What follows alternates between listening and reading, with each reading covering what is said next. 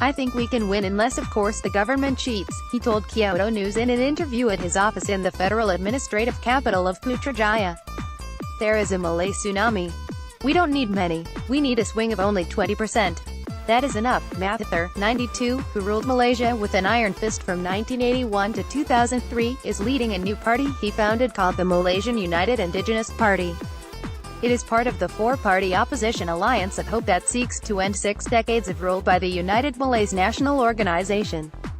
In Malaysia's race-based politics, where there is a tendency to vote along ethnic and religious lines, the ethnic Malay Muslims, who make up over 60% of the electorate, hold the key to power, as the minority ethnic Chinese and Indian are still largely behind the opposition.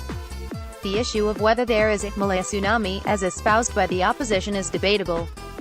Independent pollster Merdeka Center, in its survey conducted between April 3 and 9 of 1206 voters via telephone interviews, predicted only a 7.9% swing in Malay votes to the opposition, which it said is not enough to tip the scale. Because opposition votes will be split, it is not likely to be material enough to shift the outcome, Merdeka Center Chief Executive Ibrahim Sufyan said. Mahathir, however, dismissed the survey, saying the opposition's own internal polling using big data analysis pointed to a possible victory, if not a hung parliament.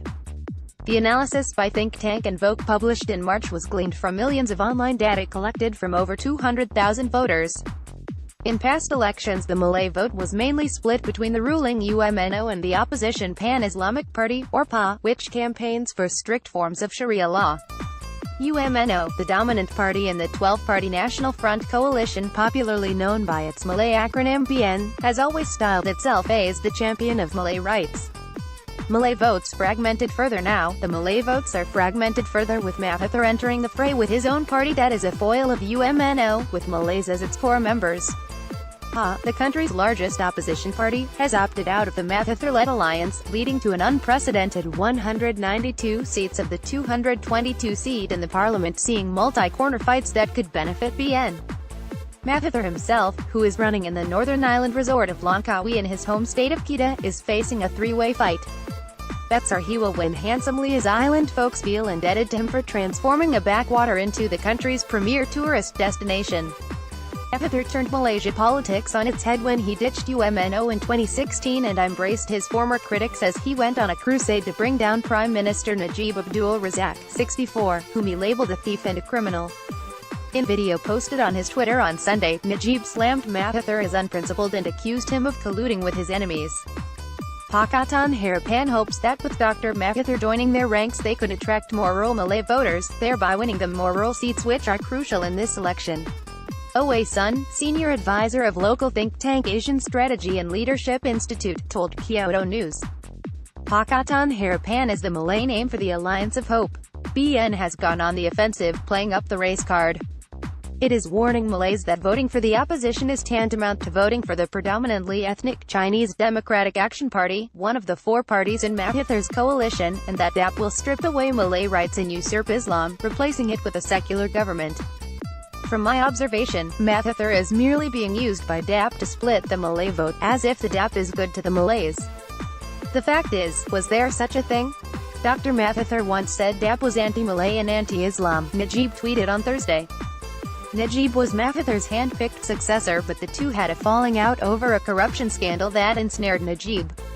The United States is investigating money laundering charges against the state-owned One Malaysia Development Fund created by Najib. Mahathir has accused him of buying loyalty, promising handouts, projects. He thinks that with money he can buy support from all the people. He thinks cash is king, Mahathir said. Najib is campaigning across the country promising handouts and development projects if BN remains in power. Mahathir accused the ruling coalition of resorting to dirty tricks to stay in power. He cried foul when several opposition members had their candidacies rejected on what he said were flimsy grounds. In one case, a member was barred from entering the nomination center to file his papers on Saturday just because he did not have a pass issued by the Elections Commission. He also accused the government of gerrymandering and claimed the electoral roll was tainted. People are very angry because that is open cheating and that works in our favor, he said.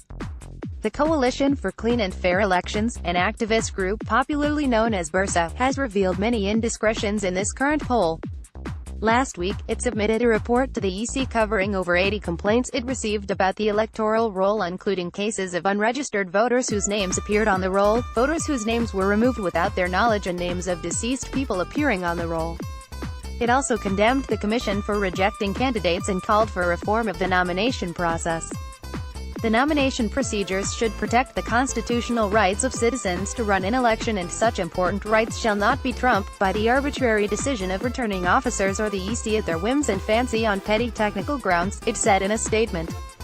Mahathir now talks reform of government institutions and the election process. The opposition has pledged to limit the Prime Minister's tenure to 2 5-year terms. Moreover, appointments of key posts like the Attorney General, the Police Chief and judges would be vetted by a parliamentary select committee.